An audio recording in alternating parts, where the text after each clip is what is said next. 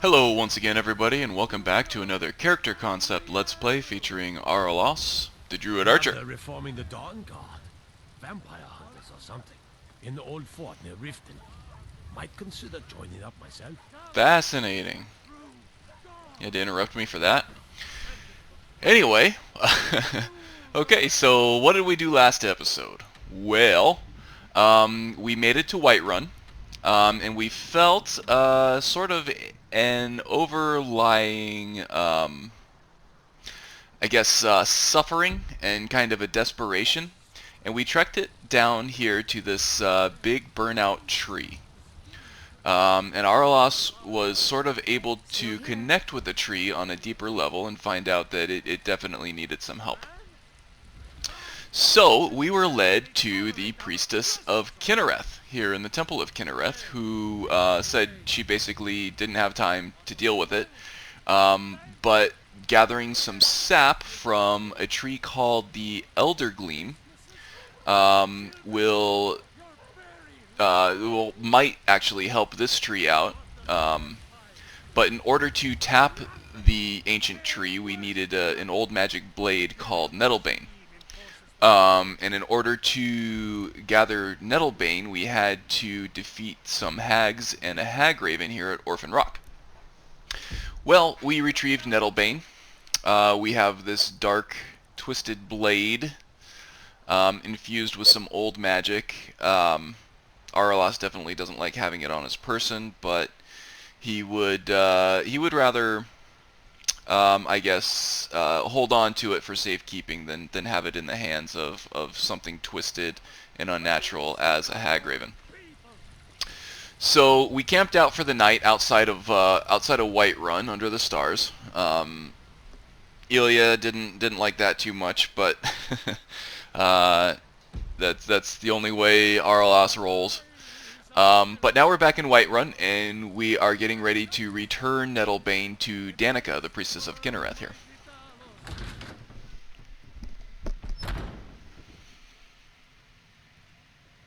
What is it? What has happened to the Gildergreen? I have traveled long here to worship beneath its branches. It was taken by a lightning strike. Wish I had time to deal with it, but it's hard enough with all these wounded from the war. Please, don't just let it stay like this. It's disgraceful. I really don't have time to deal with you right now. Please just let me get back to my work. But this is supposed to be your work. She is a little overwhelmed, I think, with duties lately. This war seems to be affecting a lot of people of Skyrim in a lot of different ways, but... So, have you gotten Nettlebane back from those filthy hagravens yet? Yes, I found the blade for you. Oh, well, I honestly didn't expect you to come back. Of course, I'm glad you did. Now, I don't really want to touch that thing, though. Do you think you could handle the next steps? At this point, I'm willing to try, well, not anything, but I really want to see this tree restored, so what do I need to do? Eldergleam Sanctuary Grove is to the east of here. You can use Nettlebane to retrieve some of its sap. Was I correct in hearing that you were traveling to the grove of the Eldergleam? Yeah. Is there something I can help you with? I am a traveler, a pilgrim. I follow the voice of Kinnereth wherever it can be heard. I've dreamed of seeing Eldergleam for years. Might I travel alongside you? I promise not to get in the way. Of course. I'm headed there now. I thank you for your kindness. Okay. I think in the past Araelas would have been a little more hesitant to take on strangers in his journeys. But this is part of him trying to turn a new leaf toward the side of the light in redemption for what he's done in the not-too-distant past. This person seems to genuinely have a love for these, for this old life, this tree, and the one that parented it at Eldergleam Sanctuary. So I think we will make our way there. I guess the plan is to use the Nettlebane to tap into the wood of the Eldergleam tree, which was the parent of the Gildergreen here in Whiterun. And maybe some of the sap from its parent will help revive the child tree here. Or at least that's the hope. So, I think we're going to travel that way. We're going to travel east along this main road here from Whiterun, and Eldergleam Sanctuary is not too far away from Broken Limb Camp, where we took down our first giant as a bounty in Windhelm. And I think on the way, there's going to be some bandits trying to waylay us for some phony toll money. I may just cut to that. We'll go ahead and take care of those bandits. I think maybe normally a druid would choose the more peaceful route of just paying the toll.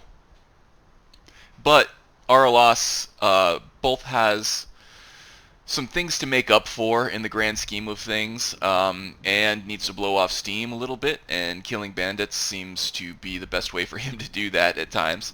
Not to mention taking the bandits off this main road will help a lot of innocent travelers not get either heisted or killed by these brigands here. So I think I'll go ahead and cut the footage here, and I'll rejoin you back at the towers. Okay, so here we are, approaching Valtheim Towers, on the way to Eldergleam Sanctuary. Looks like we got everybody accounted for. Maurice, Ilya, and Bjorn. So let's see here. There are usually some bandits out here trying to extort tolls from people and doing bad things to them if they can't pay or refuse to pay. So we'll see how this goes out. Araelas in this stage of his playthrough may not be overtly aggressive toward them until he realizes what they're doing, and then he may attempt to clear them out a little bit. Just because at this point he thinks that the hold will be better off without them. This here's a toll. Nice armor. See? You're gonna have to hand over, say, 200 gold if you want to use our road. Out of curiosity, what would happen if I didn't have the money? That's a real shame. Gonna make it hard for you to pay a healer after we cave your skull in. Oh, great. Surprise. Let's let Bjorn take point there.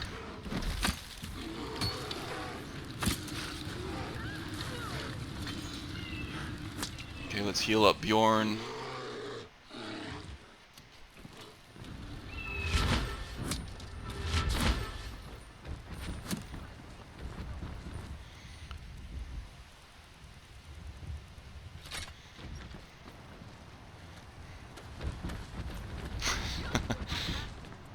Doesn't quite know how to navigate this place, I guess. He's trying. Give him a break. He's just a bear. Ooh, what's going on over there?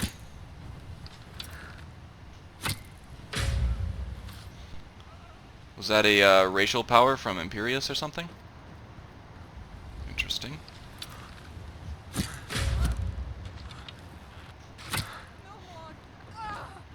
Okay, she bled out. Who's next? I see you over there. She's gonna bleed out too.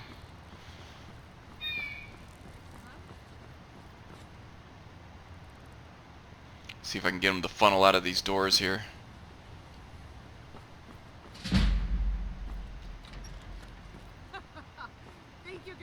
Come on down.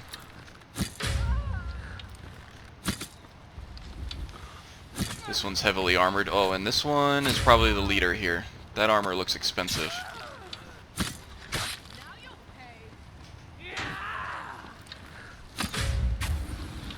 Take one in the neck.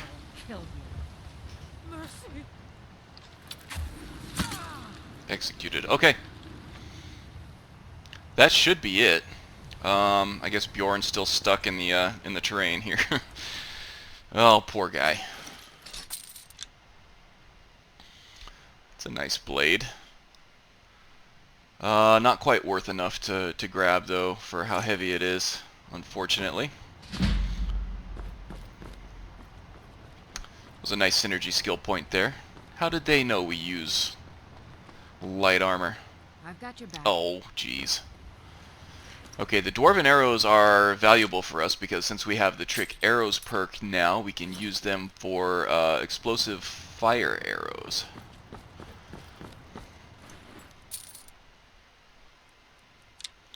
So once we get 100 of those, we'll be able to create 25, I guess they're Dwarven arrows of immolation or something like that. This was a bit of a long shot over here. I'm kind of proud of this shot. It's like the arrow has since disappeared. Oh no, there it is. Sticking into her side there. Looks like a liver shot maybe.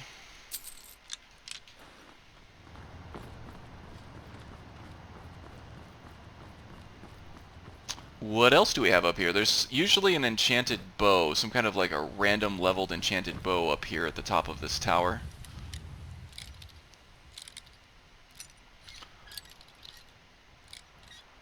Let's see what we have in here first.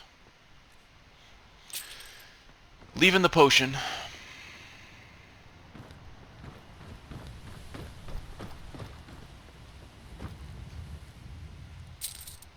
Scaled bracers of riches.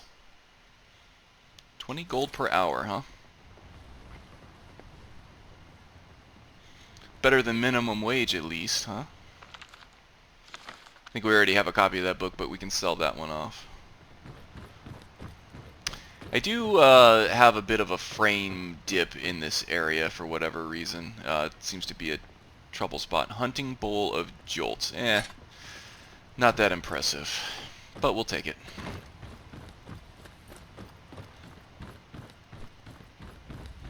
That's about it for this side. There was one more trapped chest over here, though, I think. Oh, and there was the archer up on the top lookout there that I wanted to check out.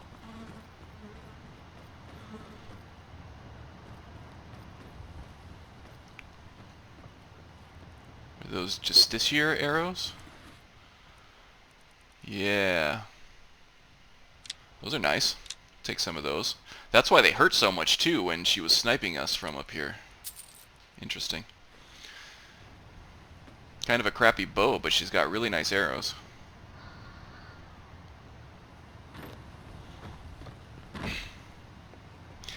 This cheese seems good still, so we'll take some of that. That's something that we can eat that's not plant-based. It's a nice potion there too, but who knows what it's made out of.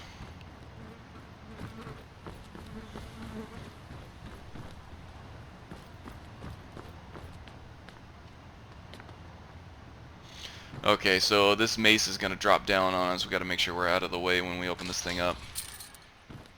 I'd rather not waste time trying to disarm that trap, especially when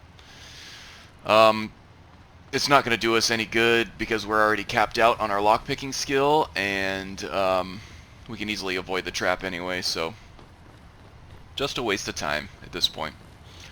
Okay, so I don't know what's going on with Bjorn and Ilya back there. They must be hung up on something, but I'm sure they'll catch up.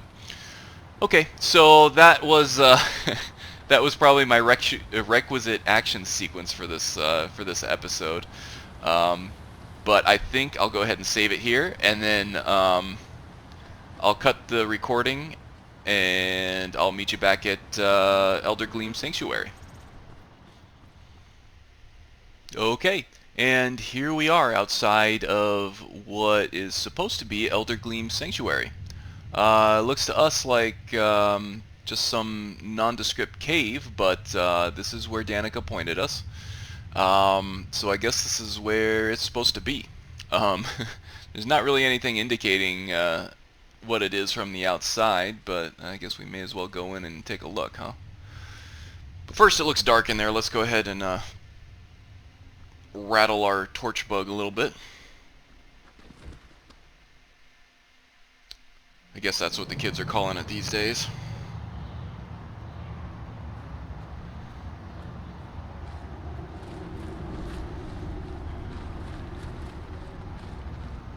Don't see how some ancient tree could live in a place like this.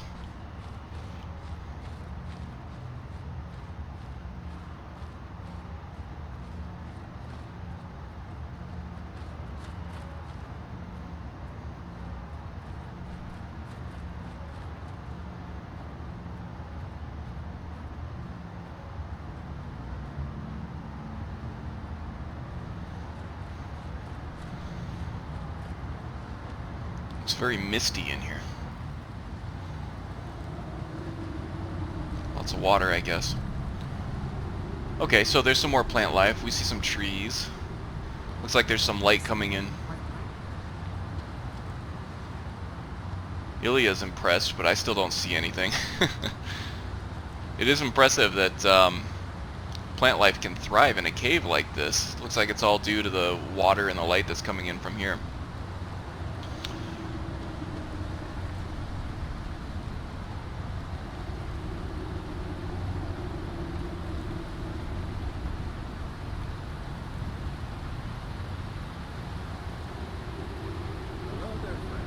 Oh, is that it back there?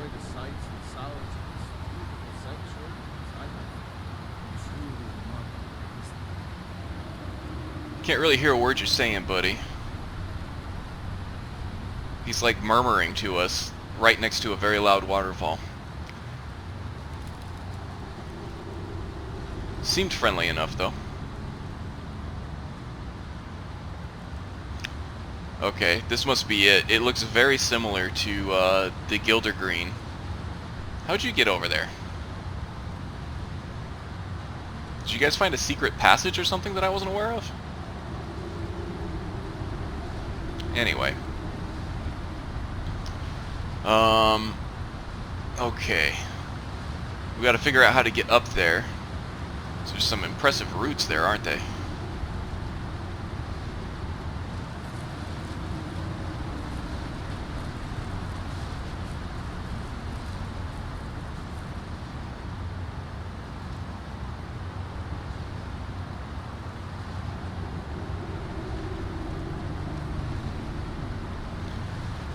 Okay, the path seems blocked by the roots. I don't think the roots are gonna hold any I'm sorry, any sap, but we may as well give it a shot, I guess. Ugh. Really don't like wielding this blade, especially against such an impressive life form such as this. Okay.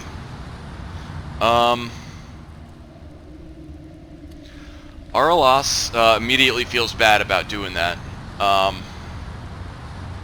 As soon as he took the blade to the roots of the Eldergleam here, he was able to feel a pang of sort of pain and fear emanating from this magnificent tree.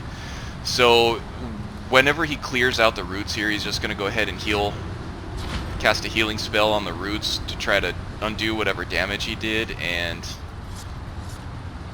I think he's actually going to meditate to ask forgiveness from the tree, as well as sort of signal his intentions to this tree, that he's not here to hurt it. He just needs to get by. Okay. Let's move on, shall we? Oh. I'm sorry, friend.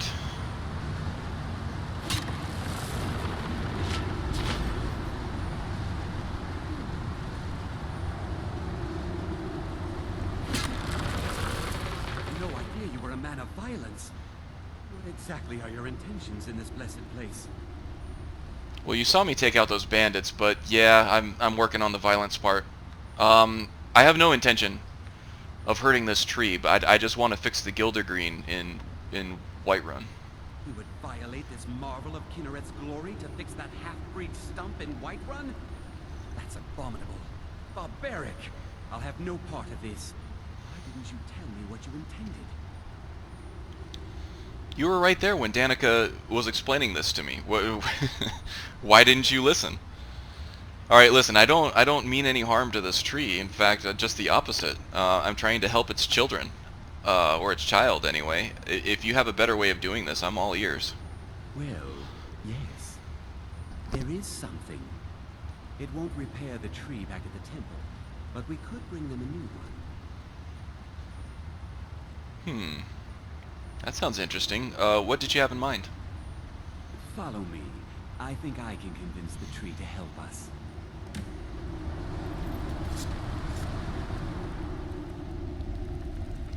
Just in case something goes sideways here, we're gonna have our bow ready.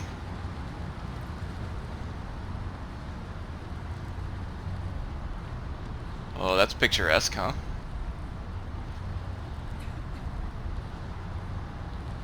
The Eldergleam has blessed us with a sapling. You should take it to Whiterun. Danica will want to see that the true blessings of nature lie in renewal, not a slavish maintenance. Thank you for your help. It was my pleasure, friend. In a way, I envy you getting to carry such a direct sign of Kinnereth's graces. Good luck on your travels. May Kinnereth's wind carry only the sweetest scents. Well, thank you. And here's the little baby Eldergleam. That'll look nice in Whiterun. Of course, it's small. It's a little fragile, so Danica will have to keep care of it, or at least one of her disciples. But that's okay. We will gladly take it. Now, he feels a sense of sort of beckoning from this tree. A sense of gratitude. And a sense of warmth and love.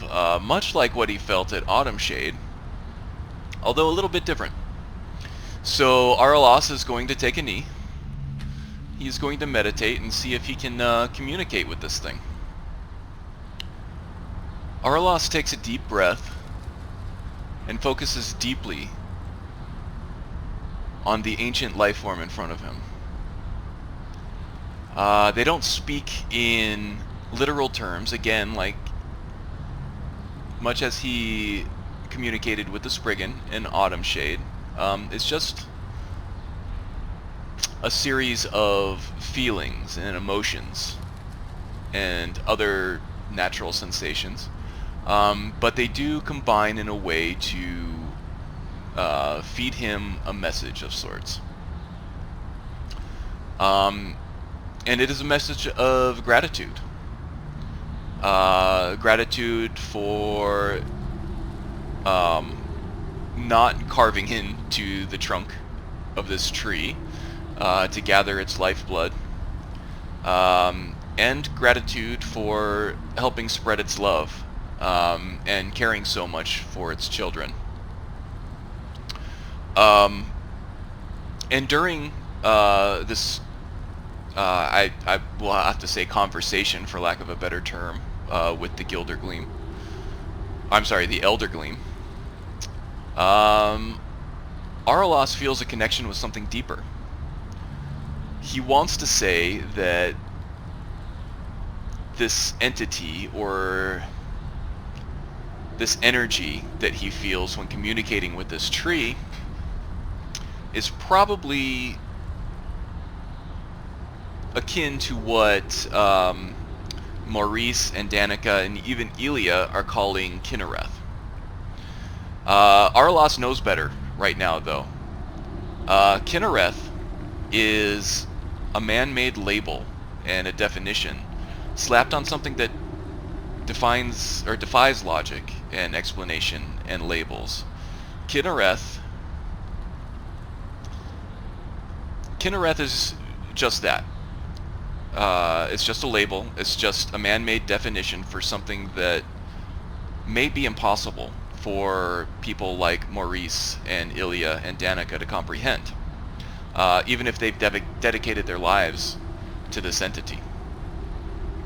What Araelas feels, instead of something as concrete as some deity named Kinnereth, he feels an unbridled life and warmth, sort of a spirit of life itself. And he begins to understand that what Danica calls Kinnereth, what Froki called Kine, what the priests in Riften probably would have called Mara, it's all the same thing. It's just the spirit of life. And he feels warmth and love from life because life begets life. Love is what draws us together and propagates more life. We're all connected. We're all connected.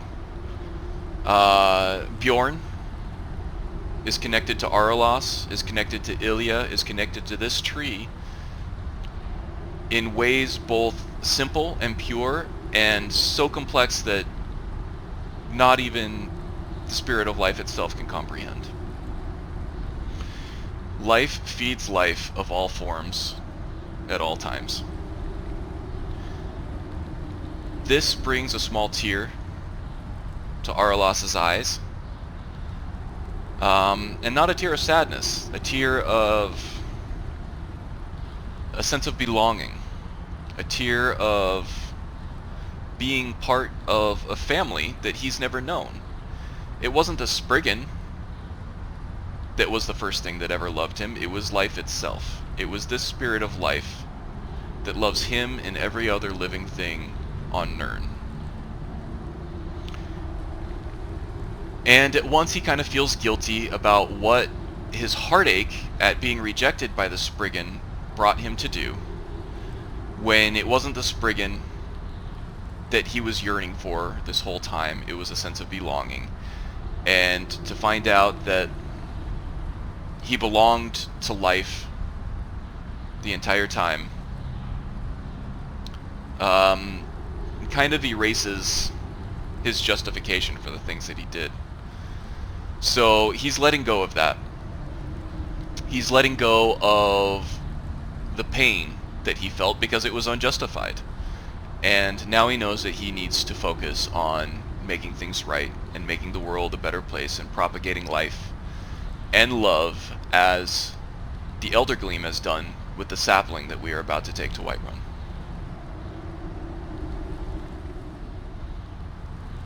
Okay, well now Araelas is feeling refreshed and renewed, with a new sense of focus and a new sense of purpose after all that.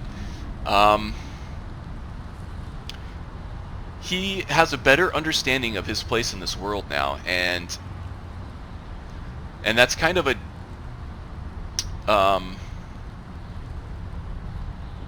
it's kind of a juxtaposition with, or kind of a contradiction with what his understanding now is. And that is that everybody's part in this world is completely intertwined with everybody else's, and in fact every other living thing's part of this world. And that in fact those connections are so complicated that nobody can really possibly even know their place in the world. Or at least know it in a way such as like a complete understanding of it. Araelas would love to share this with Ilya, but he knows that Ilya, and in fact all the people here, they're not going to be able to comprehend that. That is way beyond their level of understanding for this stuff. They're perfectly happy to remain ignorant and worship Kine and Kinnereth and Mara as the priests do in Riften, because that's what they know. That's the understanding that they've created for themselves and that they've accepted. Araelas knows better, but he also knows better than to try to preach this way. It just won't reach anybody. So Maurice has decided to stay here with the worshippers of the Eldergleam here, and of Kine. And I think Ilya's going to do the same thing. This has been a profound experience for her.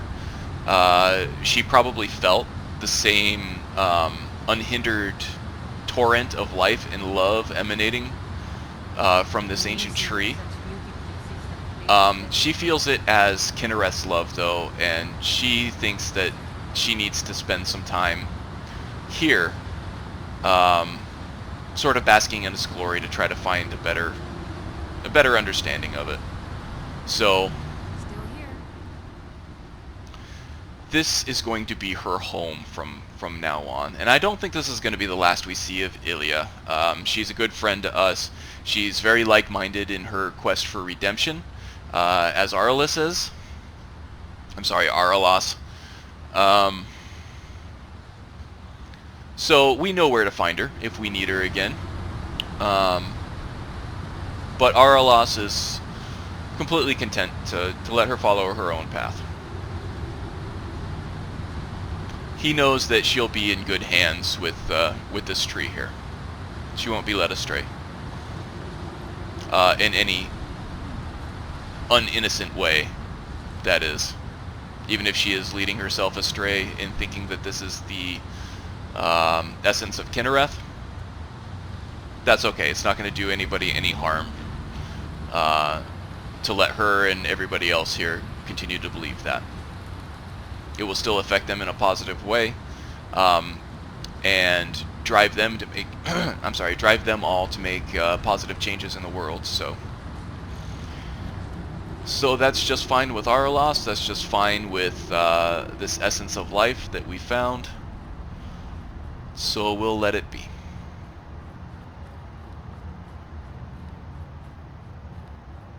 But the claustrophobia is getting a little much for Araelas down here, even in the overwhelming presence of life and love that is the Eldergleam. So let's get out of this place, shall we?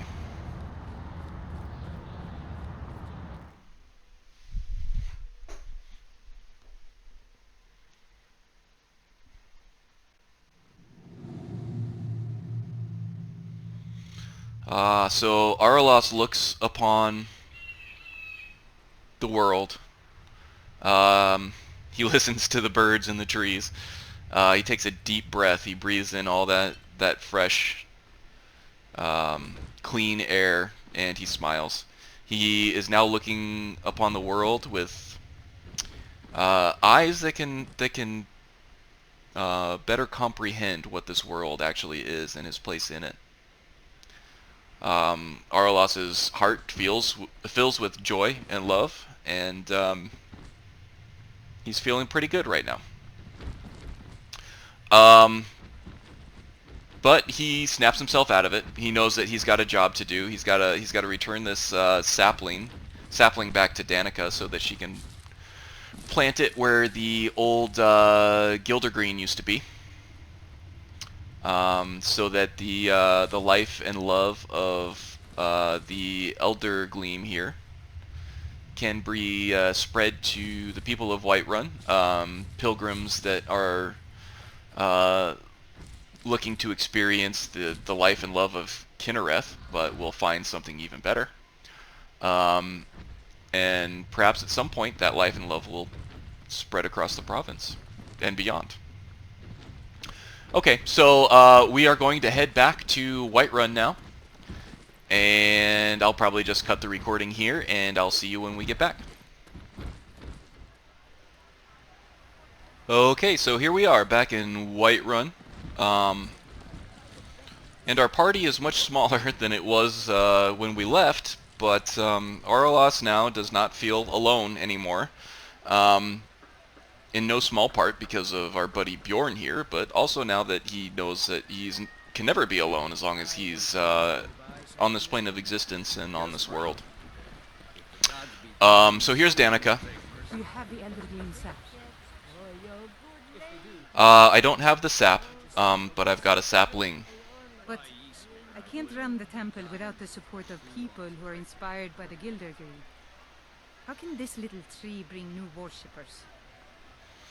Well, Maurice told me that renewal is more important than maintenance, and I think I tend to agree with him. I think that is more inspirational than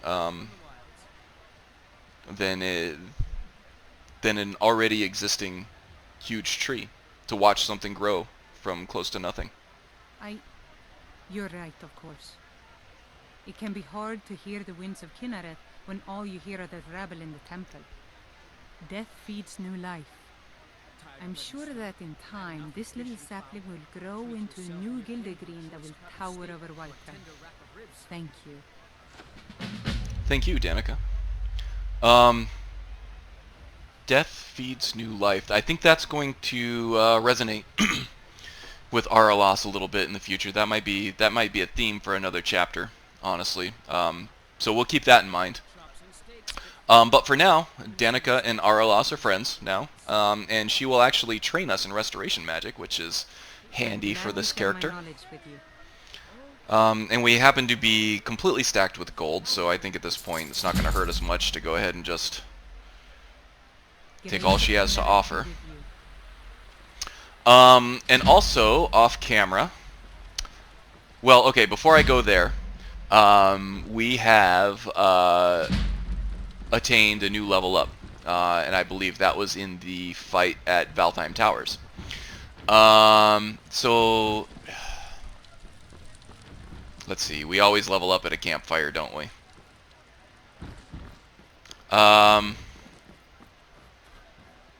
You know what? I'm going to bend that rule a little bit. We'll go ahead and level up at the Temple of Kinnereth, or at the Gildergreen, actually. Let's do that, shall we?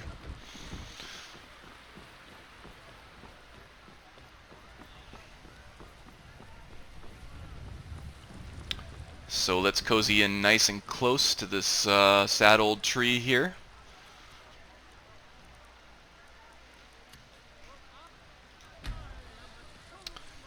And Araelas focuses on this old tree. He feels a little bit of sadness from it, but he also feels relief that it knows that its suffering is over and that its legacy will be replaced by something new from its same legacy. And as Araelas is tapped into this source of life and love, he is able to gain some insight on himself and level up. How about that? Okay, so let's see. We are going up to level 33, which means we are taking stamina this time. Alright, let's think about this here, shall we? Archery is close to 88, but we need 90 to be able to take any of the new perks here.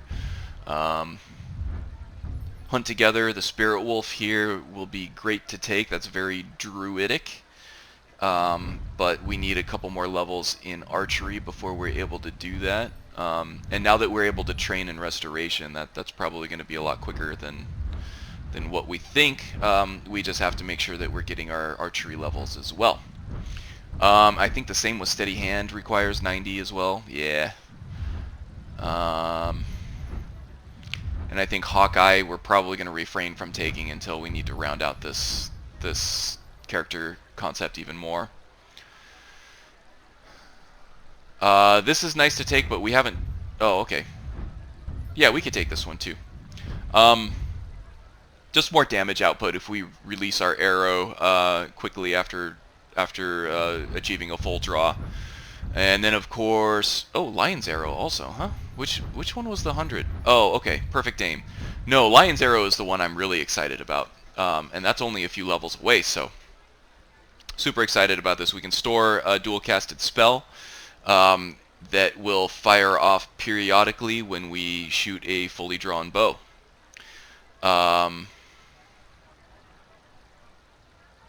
So that's going to be a lot of fun. But it's also going to require us to be able to dual cast certain spells, so we'll have to take the requisite perks for that in the alteration and restoration trees, respectively. So we may need to take a detour and take these dual casting perks Also, speaking of restoration, I am actually really looking forward to getting Warrior's Flame, which is sort of a magical light that follows the player character into combat and sort of randomly touches enemies and allies. It will buff the allies and yourself and sort of curse the hostile targets. Either aiding in magicka and stamina regeneration or hampering it. And then you can go all the way up to Sacred Flame and Ashes to Ashes, which affects health as well as magicka and stamina. That just feels like a really druidic thing. Also, I think Respite would be very useful for this character too, as we do a whole lot of steady hand that kind of eats stamina. But I think we've been okay lately, so that probably won't be a huge priority. But I think as we're still focusing on these trick arrows, I would like to be able to craft arrows that we can actually use for those trick arrows. Currently we have a lot of fire salts, but not really enough dwarven arrows to use them for. And I would really like to be able to explore these trick arrows a little more. So I think what I'm going to do now is take the dwarven smithing perk for the arrows of immolation, so we can craft those up and kind of have those in our arsenal. Now, to expand on that, off camera, I was actually able to buy a number of dwarven arrows from the vendors around here, and also a number of dwarven ingots, so that we can craft a whole bunch of them. So we should be able to have quite the stock of dwarven arrows of immolation, which supposedly cause a fiery explosion and do a lot of damage over time against the people that are hit by it. Okay, so let's go ahead and craft up some arrows. Oh, we can already craft some. We were able to buy enough arrows.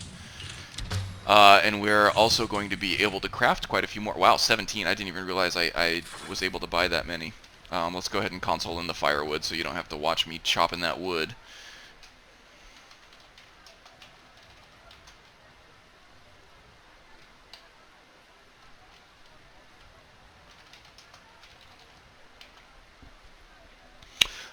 Pay no attention to me consoling in those dwarven metal ingots.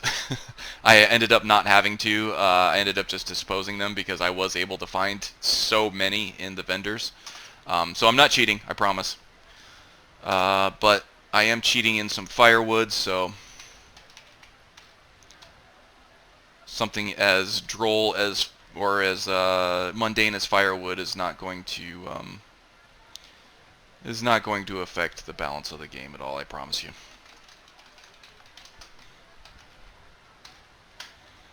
And how many do we need? 17. And I was also able to find some refined moonstone as well. I want to start increasing my stock of elven arrows as well, because those grounding arrows here are very valuable as well. We just need the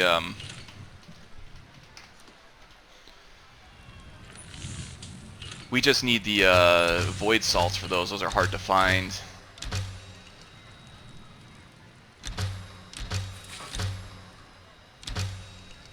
Excellent.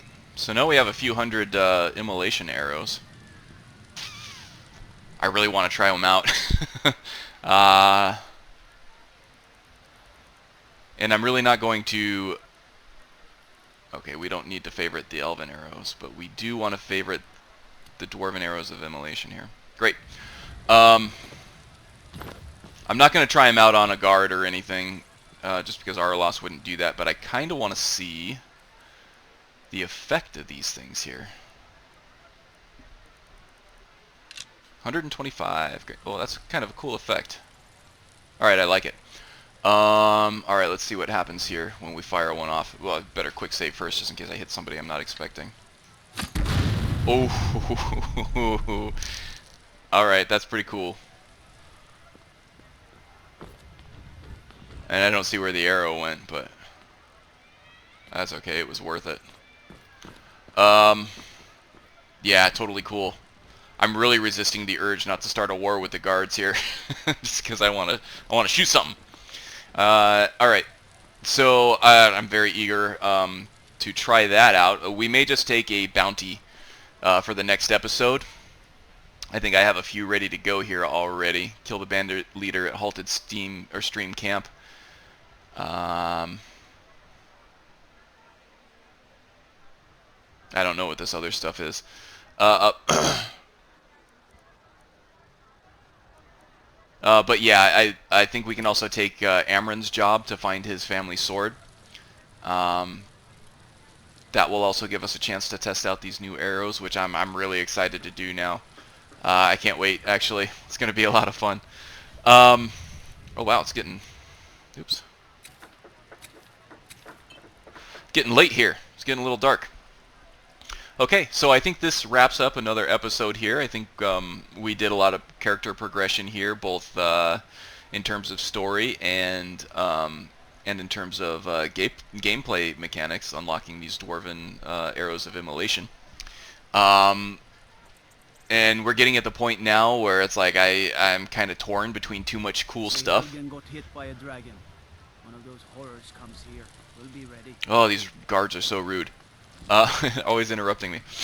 Yeah, so I'm getting torn between too much good stuff. There are more trick arrows that I want to try out that I don't have the ability to craft yet. The frozen ones, I might have to do some of the companions quest line to unlock crafting the ancient Nordic arrows, but those ones will be cool as far as the freezing effect on them. Glass arrows, there might also be some cool armor in the grass under the glass perk as far as elven armor that I can use for Araelas. And then lions, what was that? Lions something.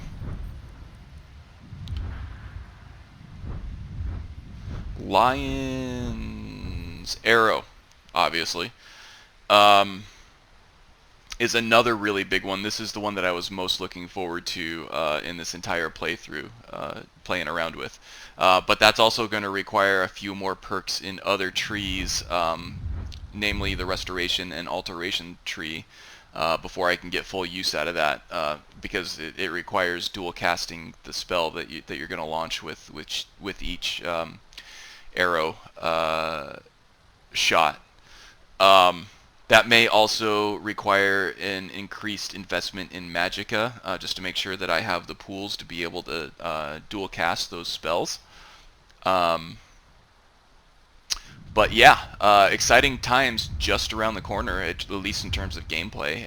And there are certain things that I want to touch on story-wise too, and character progression-wise that I'm excited to share with you as well. But I think that's it for now. Next time we'll probably just do a fun little bandit romp. We have to stretch out our beast legs too a little bit at some point soon. We're making great strides in our human form here, or elven form, I guess. We don't want to leave the werewolf form behind too far, because then it's going to become too difficult to actually use it. So we're going to have to focus on that sometime too. But next episode will be a bounty to use these new trick arrows here. And I am very much looking forward to that. I hope I don't blow up Bjorn too many times. He understands. He thinks it's awesome too. Alright, I'll stop rambling. I'll let you go. As always, thanks for watching, and I will see you next time.